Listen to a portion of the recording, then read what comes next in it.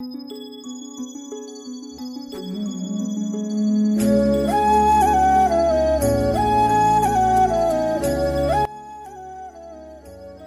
Star Pavan Kalyan Katamarayudu cinema తర్వాత మాటల మాంత్రికుడు త్రివిక్రమ్ శ్రీనివాస్ దర్శకత్వంలో సినిమా చేస్తున్న సంగతి తెలిసిందే.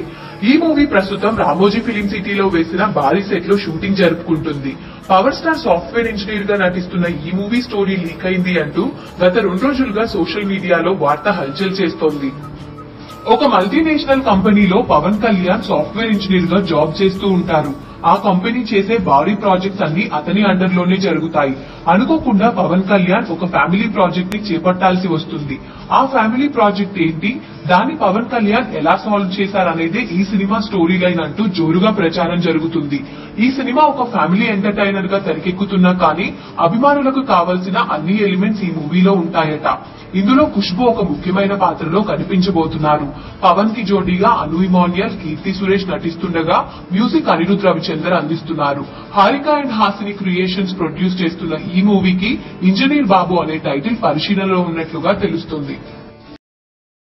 మరిన్ని టాలీవుడ్ లేటెస్ట్ అప్డేట్స్ కోసం మా ఛానల్ ని సబ్స్క్రైబ్ చేయండి.